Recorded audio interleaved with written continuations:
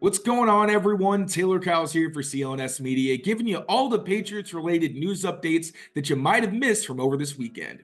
Starting off with salary cap news, CBS Sports' Jonathan Jones reported that the NFL has reached a record-breaking $255.4 million salary cap. This gives the Patriots $87.3 million on their salary cap, which could actually increase to over $1 million if they cut J.C. Jackson, who's due about $14 million this season, if the Patriots were to decide to retain him.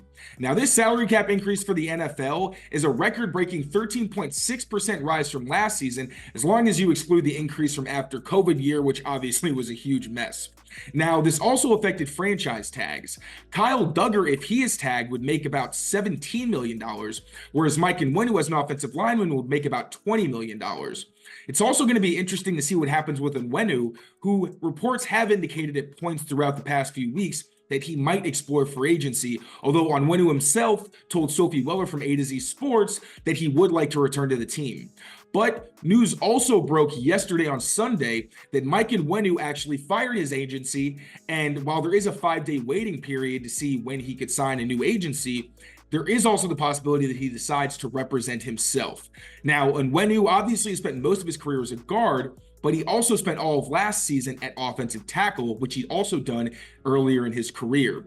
So it'll be interesting to see how Nwenu's contract works out, whether it's more like the Packers' Elton Jenkins contract, or he had a base of being a guard with incentives if he were to play tackle, or if Nwenu says, hey, I want to sign a contract purely as a tackle. It's an interesting situation. So with his tag number sitting at $20 million, we're going to have to see whether the Patriots would like to commit that money to secure him and try to work out a long-term deal, or if they let him test the market to get a better idea of what he wants to do there. Speaking of testing the market, Kendrick Bourne seemed like he might have been signing an extension early this weekend when his agent posted a story outside of the Patriots facility with the song, I think it was New Money for Migos, basically hinting that they were going in to try to maybe work out a deal. Now, this wasn't official, but Aaron Wilson did report that Kendrick Bourne isn't expected to sign a new contract with the team anytime soon and would like to hit the market and test free agency. Now, for Kendrick Bourne, this makes a ton of sense. He's coming off an ACL injury. He's on the older side. So maybe the team and Kendrick want to see what his value is on the market so that the Patriots can adjust and offer him a fair contract. I think he's kind of in a similar situation to Robert Woods, who was signed by the Texans and was coming off an ACL injury, I think a year before, and was more of a veteran leader who also gave them a consistent presence in the passing game. I think that's the kind of thing you'd get from Kendrick Bourne, but it doesn't rule out Kendrick Bourne re-signing. Again, maybe just trying to test, see what his value is so that he can get a more fair contract. Get your buckets with your first bet at FanDuel, America's #1 sportsbook, because right now new customers get $150 in bonus bets with any winning $5 bet. That's $150 if your bet wins. FanDuel, official sportsbook partner of the NBA.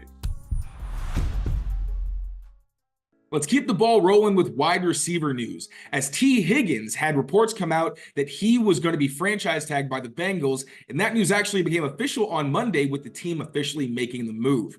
He was the best wide receiver on the market, and while this doesn't take him completely off the board, as it's more likely that the Bengals try to retain his services so they can tag him and then trade him to another team while still having power over him and being able to get something in terms of a draft compensation, it does mean that it's not going to be as easy to sign T. Higgins, obviously, if he was just on the street.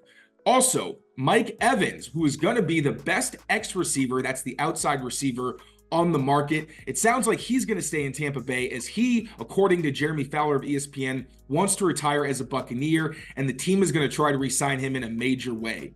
Calvin Ridley will now be the top receiver on the market.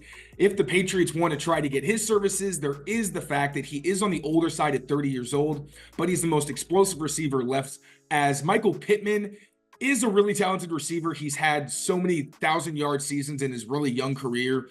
you'd have to think that he's one of the top receiving options still, but I think he's more of a 1B, whereas Calvin Ridley can be the alpha in your offense. But they're really the only two receivers who have proven that they can take on such significant roles in an offense, as most of the other options on the board, like Gabe Davis, Darnell Mooney, Marquise Brown, even to an extent, haven't shown that they can be that true top presence in an offense, whether it's being that alpha like a Calvin Ridley or being somebody you can rely on in consecutive seasons to put up 1,000 yards for you, like Michael Pittman Jr. So again, T. Higgins and Mike Evans most likely going to be off the board, but Higgins still has the possibility of being acquired by a team if they want to trade for him. Let's close things out with a very interesting bit of news from Mike Reese, who always does a great job on Sundays with his quick hitting notes.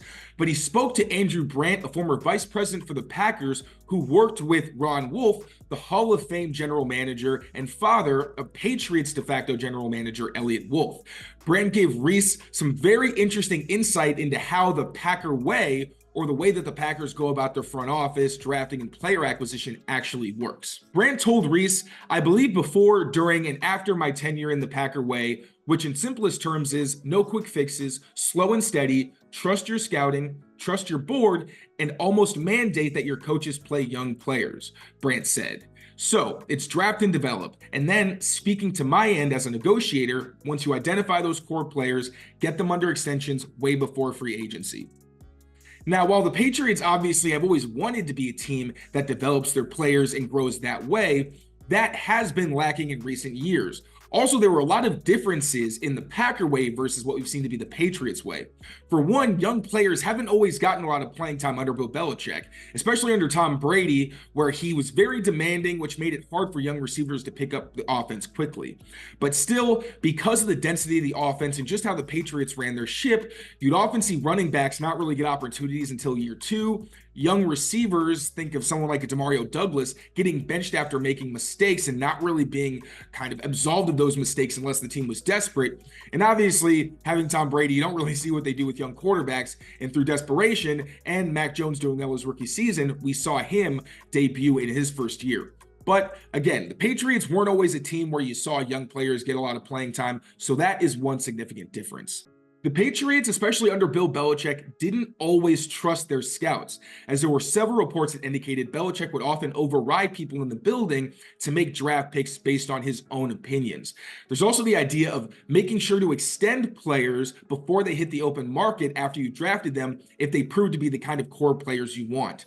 That's something the Patriots haven't done very often, especially with their earlier draft picks. You usually do see them either hit the market and leave, or hit the market so the Patriots can better ascertain what their value would be to try to save some money. But here, it sounds like the Packers won't be afraid to make sure that the players that they really respect and want to keep know that they're appreciated. But that's just speculation for now. We'll see what happens with players like Christian Barmore, Mike Onwenu, and Kyle Duggar if they get the kind of money that they think is fair, and whether the Patriots really see them as those true core players. Brandt also noted that some core principles for the Packers was not hiding mistakes, admitting them, fixing them, and moving on, as well as going by a best player available strategy, not necessarily going with positions of need, but rather going based on ability.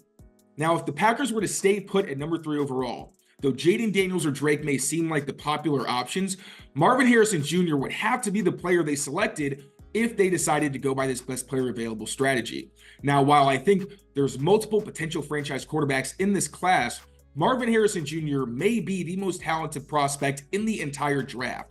So if the Patriots want to get a blue chip guaranteed home run player who can walk into the league as an automatic top receiver, expect them to go after Marvin Harrison Jr.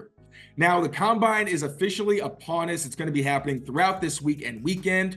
Stay locked into CLNS Media. I am dropping previews for all the top positions of needs for the Patriots throughout the week. And later in the week, I'll actually be giving you live coverage from the Combine in Indy. So again, stay locked on to Patriots Press Pass on YouTube and CLNSmedia.com for all my written work.